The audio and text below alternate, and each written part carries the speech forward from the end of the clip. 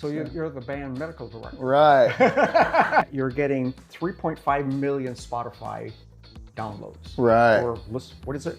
Monthly listeners. Listeners. That's not bad at all. It is. It's crazy. Yeah. And then finally, I just took the risk. Hey, I'm going to try to play music for a living. And the rest is kind of history. This is going to be fun. We're just going to roll and see what the heck happens. Yeah.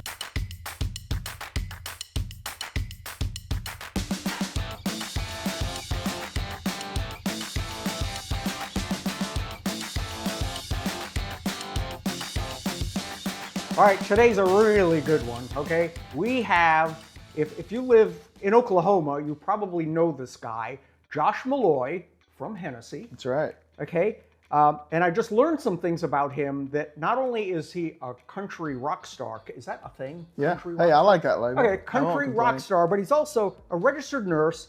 He was going to be a firefighter. He's a real estate agent and whatever else. Hey, I lose track too. You're a car guy. I do. I like cars. Serious car guy. So, you know, most people know you about your music career and where you've been and that kind of thing. But let's back up a little bit. So, when did you graduate from Hennessey High School? 2012 is when I graduated from high school. Okay, and you were like this basketball star. Yeah, I loved all I cared about was basketball. I thought in my head that's my future is basketball. That's all I'm gonna do forever. And so why didn't that continue? I guess I don't know. I just came to the realization of I went off to college and you see like a different world and kind of learn about yourself. You know, I just thought maybe that's not everything the world has to offer is basketball. Though I still do love basketball. And so how did you get into? Was the firefighter before the nurse or what? Tell us that story. I will tell you that story. I graduated in 2012. I decided I was going to go to Oklahoma State, and I was just going to do a business degree. So I did that. I dropped out after 6 months, and I missed home. So I thought, I'm leaving. I moved home, went to NFC for a few years, and I think I was going to be a personal trainer maybe, or a basketball coach still. Right. Yeah. Okay. And I got my associates, and I dropped out for a few years. I tried real estate, firefighting. I just couldn't find what I liked, and then I decided one day, my sister's an RN, I decided I'm gonna go to nursing school because I enjoyed like the EMT firefighting stuff. So I did that, I loved it, graduated nursing school. And while I was doing nursing school, music was going on in the background. I was playing little acoustic shows, like at Vernost or, I mean, all over Oklahoma, tiny towns and rundown bars. I did that. And as I was working as a nurse, it slowly started building up. I made a few connections and I started tapering down how much I was going to work. And then finally, I just took the risk. Hey, I'm going to try to play music for a living. And the rest is kind of history. So were you brought up with music in the family or what? My grandpa, he played guitar and sang, and it was awesome. I just never got into it. When I was a later teenager, I started to think, hey, that's pretty cool. And he gave me my first guitar, which was like 16. And I would try to play it and then forget about it for a year, try again. And then when I was 19, while I was over in Stillwater, I went to a concert and I thought, okay, this is pretty dang cool. I want to do this. And then I started trying, and it's got to be in the blood because it came pretty natural. And I was like, I didn't know I would ever be able to do anything like this. And so that's kind of when it started. I was probably 19 or 20 in Stillwater, and I was terrible. That's how Garth started? Yes, I know all the Garth stories. And I was awful at the time. I saw some old videos because you really do grow like as a musician, like in anything you do. So that's how the music started. Wow, okay. Kind of a long story. So it wasn't a from birth, No, this kind of just naturally came about. No, I was sports. That's all I wanted to do. I didn't care about no guitar or music. Fun. And then I guess I got older. Then how did you move past the dive bars and things like this? Was it? Well, okay, so how we moved past that, I got lucky early on and got some steam on Spotify. And this is like, it was kind of undeserved steam because everybody that was at my level on Spotify was already legit, playing legit places. And I was doing everything myself. So Spotify started pumping out some of my music, but I was still playing for $150 or $200. I didn't have any help on that end. And one day, Cody Jink's manager emailed me and asked about if I wanted them to start booking some shows for me. And I just kind of blew it off because I didn't think So did you have an agent before this? No, it was just me. So you were just doing it yourself? Yes, and I got an email, and I ignored it for 2 weeks, and then I looked back at it, and I thought, are they real? They book for those people? And I called them, and they said, hey, we'll book your shows. You know, and it's standards like a 10% fee, and they're like, you don't even have to sign anything. It's a handshake agreement. And I'm like, okay. What do you got to lose? And then, you know, they started putting me in rooms that I couldn't. It's kind of gatekept, some of the music, because like I'd get ignored by some places, and then when you have somebody professional with you, you get in. So there's only so far you can go. And so I started working with him, and I still work with the same guy I worked with initially. The company's dissolved, but he started his own, and we still do it together. So wow. Extremely independent. It's really just me and him. Yeah. But that's how I got my little breakthrough. And then after that, it just became word of mouth. We'd meet people, and it's still like that. Like you can still make fans the real way. It doesn't all have to be on the internet, you know. So a lot of our fan base is from going to Iowa 6 times, or Nebraska, or the Midwest. You start seeing the same people show up in the front row. Yes, like, hey, you really do. Some of these people I'm friends with. You know, I never thought I'd be friends with anybody from Minnesota. Or, I don't know, but that's how I got my little break. That's pretty wild. So we looked up just an hour ago, and you're getting 3.5 million Spotify downloads. Right. Or what is it? Monthly listeners. Listeners. That's not bad at all. It is. It's crazy. Yeah. And that's kind of enabled me to be able to do this for a living. You know, like. Right. So you are now able to make a living. This is your right. full-time Absolutely. job. Absolutely. Full-time job. So, but you're on the road a lot. Like yes. A lot. And we're not like a traditional touring band. Like we don't leave and I tell my wife bye and come back a month later. We are still like do it our own way. We'll drive, like we'll play end of this month we play in Des Moines, Iowa, Chicago, and then Wisconsin. And we'll leave the day before show. We'll drive, play, and then we'll just drive home. So I'm home during the week, you know, most of the time. And we just operate like that. I'm not somebody who wants to be away for 2 weeks even. Living in a hotel. Right, and we do it, but I mean, we're home a lot more than anybody else that plays music. I know, majority of my career, I was on the road for 3 weeks out of every month. And the hard part is when you go from one city to the next without coming back home. Right. There's something about that grounding. I agree. You know, you wake up and, well, you don't do it anymore, but we used to literally wake up and look in the phone book to see where we were. No, we don't have to do that anymore. What city are we in this week? And we just fly on to the next one, and yeah, it's exhausting, just traveling in general. Yep. And then you've got to put on a big high energy show. Right. Also. Right. Yeah. So, yeah. You got to squeeze in naps and stuff like that. Yep. So you bought a bus. Yes. Yes. That it's parked out at the shop. So it's gone now. Oh, you did get rid of it? I can tell you the bus stories. Oh, please tell me. Yeah, this is a great. So I wouldn't have, for starters, I wouldn't have been able to even do this without my dad. And also, God's blessed me. Obviously, that's the reason I get to do it. But my dad, he's the logistics man. You know, when I started this, I didn't know anything about traveling. And he said, you need something big. You're going to have everybody with you. So we got on eBay and found a bus for $8,000. And I bought it. And Dad drove us for 2.5 years. Really? Yeah, he drove. I don't know how he did it, because I can play a show on a Saturday night and leave at 1 a.m. and I can drive till the sun comes up. But after that, I'm tapping out. And he can just go. Just keeps going. And I'm like, I don't know how I did it, but that was the first bus we had. I ran it into a bridge.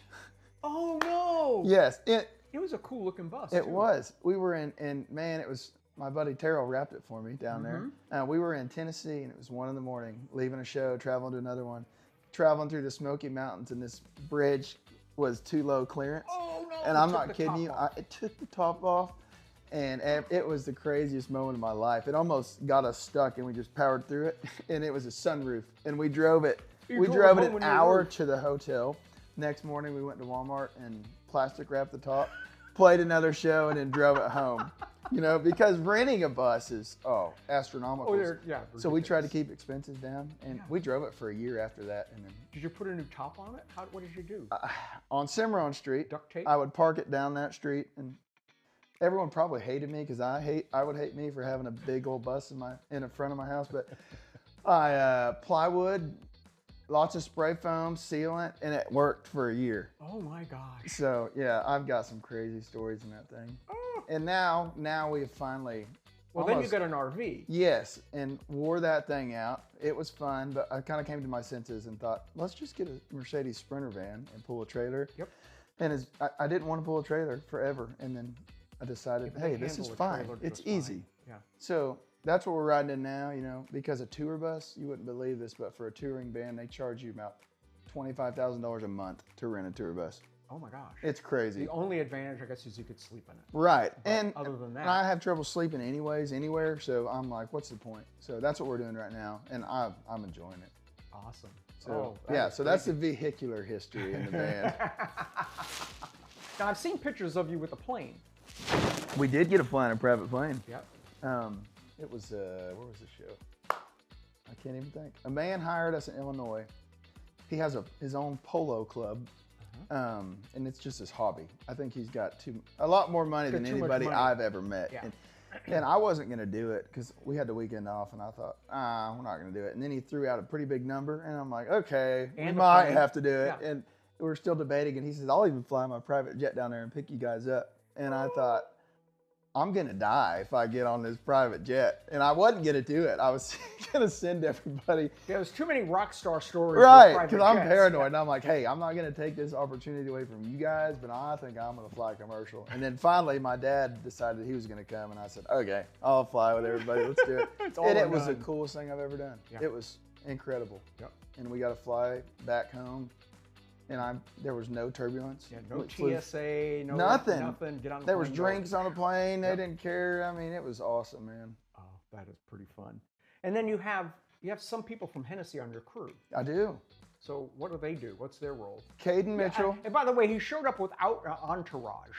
I did. So I'm impressed. I did. Yes. No entourage. Caden Mitchell is my tour manager. Okay. He's great, man. He's just a business-minded kid.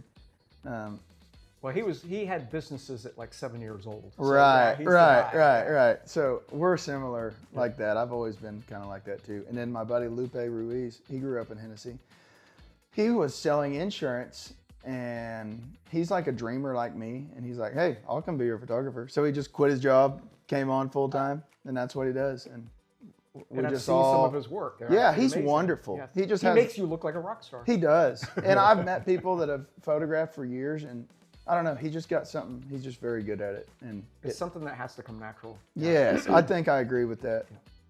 Yeah. And it's helped us tremendously, because before that, you know, I was just sufficing by with iPhone pictures from people, and that's just me being naive. I mean, as you know, in a business, it's so important the way you present yourself, and yeah. So I'm learning as we go along, and he's helped me probably more than I could ever repay him. I think the pictures I've seen of you that help you the most are. It's looking at your back at an arena. Right. Isn't that cool? Oh my gosh. It's incredible. Holy mackerel. Yes. Right. So those are the most impressive photos for me. And that's why I asked, are you headlining yet, or are you still opening? So tell us a little bit about that. Yeah. So it started when I started booking with who was called True Grit. You know, our shows would be 50 to 70 people, which is still incredible. It's more than most people get to have at their shows. And then it grew to a couple hundred, and then we started opening for some big people, and then we got to kind of 500, and then finally in the last couple of years, in our good markets, we can sell over 1,000 tickets. Like Oklahoma City, we did 3,000 people of our own fans, you know. So your own show. Yes, and that's much different far off. We can still go far off and sell 400 tickets, you know, but in Oklahoma, I mean, yeah, that's an incredible number for us. So we're definitely headlining our own shows, and we'll sprinkle in some big opener shows, you know, like we discussed, like Turnpike Troubadours. Mm-hmm. We're playing with them next year, and Cody Jinks, Whiskey Myers. Those are the people that usually bring us out to open, but rest of the year, headlines. Very cool. Which is awesome. Very, very cool. And then Thanksgiving Day, you're playing somewhere. Yes, didn't want to do it, but it was a good offer. It's in Scottsdale, Arizona. Really? Oh, nice and warm? Yes. Yeah. So we don't even have the logistics figured out yet. We were going to take the van, which... That's a pretty good ride. Lupe hit a deer in, so we don't... It's in the shop, and we can drive, but I'm kind of last minute. I'm like, man, it'd be nice to fly. So we're trying to make it work. But that's the next place we're going. You need an airline sponsor. I know, man. Sponsored by Southwest. Wouldn't that be nice? There's some people that are. Yep. That is cool. So talk to about some of your bigger venues, some of the ones where you walk in and go, oh my crap, this is amazing. Yes, definitely the Ryman in Nashville, which was, I think, the original Grand Ole Opry, Yeah. I believe. Yep. I don't know how to explain it, but it's incredible. We've got to play it twice. We've never got to headline it, but that's probably my dream headline is just the Ryman. It was just so incredible to see it in person. Beautiful, and the sound. You can just feel the history in the room. Yep. And then the other cool place we played was Red Rocks. Oh, Colorado. Yes, and it's just beautiful. Carved out of a mountain venue. It was raining and it was freezing cold, and when I got up there and seen everybody in the venue. Is it covered? Like the stage covered? The stage is covered, but just a slight wind can sprinkle you with rain, which it did, but I've never had more fun at a show. Everyone said, dude, you were just smiling the whole time, and I really was. It was awesome. Your environment does a lot for your performance. If anybody ever gets a chance to go to either of those places.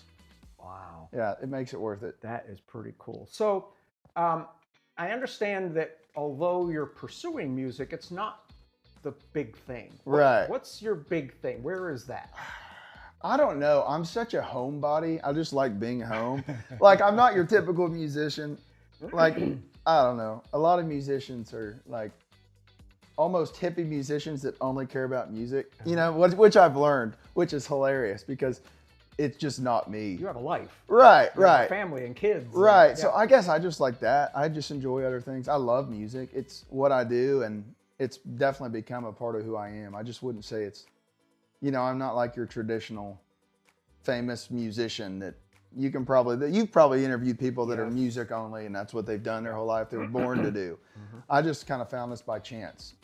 And it's incredible, and I love it. It's just weird to me. Natural talent you didn't know you had. And, Right. and found a way to make a living with it. Right. Absolutely. So you're still on the hunt for the whatever the ending thing is. And, Right. And we were also talking that you've got the squirrel bad like I have. Oh. It's like ADD times 3. Deluxe. Yes. We're the same person, and because yes, I will obsess over something, and then a month later I have something else. My friends are like, "What are you obsessed with now?" Yeah. And it's just, I don't know. Well, it's never boring that way. Yeah, Right, you're always, right. Yeah, I got something to. I think I do. I chase whatever it is. Golly. And then sometimes I'll look back and think, what was I doing? Obsessed with that. So yeah, nothing has changed in that aspect. Like my career path, it's still my personality of, I don't know what I'm doing. Yeah, zooming all over the place. Right. So let's talk about your actual music now. Okay. So you have some albums, or are they all singles, or tell us a little bit I about do that. have some albums, and I have a lot of singles. I've learned in like the modern world, if you put stuff out as singles instead of just throwing them all out together, a lot of them get overlooked if you put them out as just an album. So like in today's world, singles are kind of put you more in the spotlight. So I do a lot of singles, which are kind of part of an album, but really there's no rules. We're not with a record label, so we don't do anything So traditional. you're still completely independent? Yes, completely independent. I just got lucky, super lucky, because I mean, it's unheard of. Like, and I'm not tooting my own horn. I just mean I got really lucky to be able to do it like this. Yeah. So, yeah, we do everything. We record it ourselves, put it out ourselves. We don't have any labels. So where do you record? I did it at my house for years. Our biggest hit was recorded, I think, one was at my house in town, and one was at my mother's house. Oh my gosh. I turned her closet into a little studio, which is also crazy to learn that, you know, that there taught me that you don't have to record in Nashville, or like with modern technology, you can do it. We could record a hit in here. You know, it might not sound quite as professional, but the song is so much more powerful than the recording. Yep. Wow. And that's kind of been that way for a very, very long time. Right. You know, look at the band Boston. Do you know that backstory? That's my dad's favorite band ever. That wasn't even a band. He was doing that in his basement. Really? Oh, you need to get on YouTube and look up Boston history. Okay. And the I can't even think of his name now. The lead of Boston he was a rocket scientist, an engineer, and he liked to play the guitar, but he could never get the sounds he wanted. So he built the equipment to get the sounds that he wanted, and created the first album in his basement. Wow. And when he signed with the record label, they said, "Okay, so you're going to come and, you know, bring your band." He says, "But there's no band. It's me. It's like, it's just me." It's me and all this equipment." And so he schmoozed the record label into letting him complete the album in his basement, not in L.A. Wow. And then they had to tour, so he had to put a band together. Wow. And so it's a great backstory. So you're very much like that. I am, because a lot my recordings were early on. None of them were with my band, you know. So I didn't have a band when they asked me to start booking. I had to form one. I guess I left that part out. But it was just me and a guitar. And then when we signed. So who's in your band? Right now it's one of my buddies, Hunter Basket. He's from Mustang, Oklahoma, and another. Is he guitar? Yes, bass guitar. Okay. Which he learned on the fly. I said, hey, I need a bass player. And he's like, hey, I want to be in the band. So he learned it. And how to be a band in the modern day. It was bad. Watch a YouTube video. Yeah. It was bad for a month. And then he's been with me for 6 years. And then my buddy Devin Carruthers, he's from Norman. He's a born to play musician. He's been drumming since he was a kid.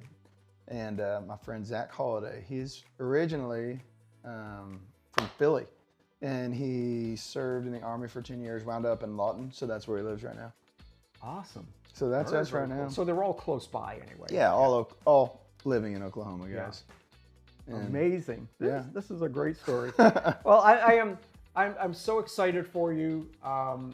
You're still very humble. Thank you. Please stay that way.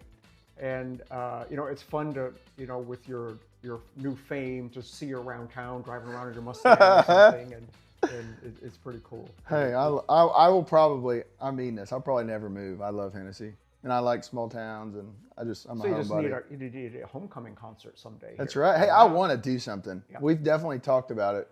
It's kind of in the works, kind of not. We'll talk to your broker. Yes. Yes, I would love to. I won't have to leave for the weekend. Yeah, I just you walk. sleep in your own bed. Yes, yeah. I'm all for it. Closer to home. So I have a question. I know your grandfather had a black 55 Chevy. Is that still around? It is. Okay, I caught a glimpse of it in one of your videos. Yes. Thought, it's still around. It's still there. That's my family, and I share the trait. I guess we hoard stuff pretty bad, which for me is good. The cool stuff my dad and grandpa have hoarded. So it's still there. It hasn't been. Eventually, it will. That was a pretty slick car. It'll get kind of. It doesn't need a total restore. It's pretty nice still, but it needs some work. That is. So fun. someday we're gonna have that be a forefront in one of your videos. Hey, yeah, I used my dad's car down on Main Street for our last song. Yeah. With the Mustang? Yeah. What was with the tire? Were you putting dual wheels on it? I think he was just trying to decide if... I need to ask him. In my head, I thought he was just trying to decide if he wants to put this new wheel on there, and he was just getting a look at it, but I really don't know. It looked like you were broke down and the axle broke and the tire came out or something. I think he was just seeing if he liked those new wheels before he put them on, maybe. I'll ask him after our interview. That is funny. But yeah, that was a hit. And you know what I've learned? So many more people know. I didn't think I'd meet anybody who've ever heard of Hennessey, Oklahoma. I mean, everywhere. There's always somebody. I'm not kidding you. They'll say, where are you from in Oklahoma? And I'm like, you'll never heard of it. And they're like, try me.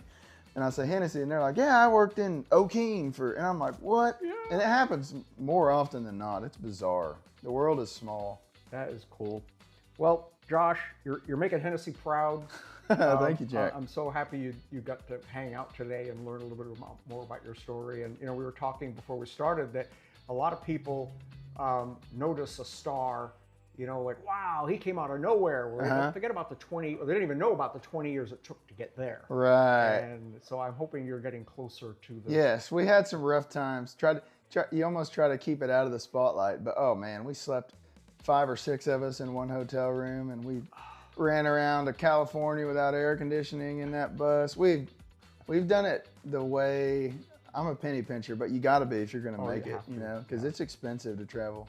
Yeah. So now we're finally, on the other side. We can, we don't sleep in one hotel room anymore. Only we got some luxuries. 2 per bed. Right, exactly. Oh, I love it. Josh, thank you so much. Yeah. All right. Thanks, guys. Stay tuned.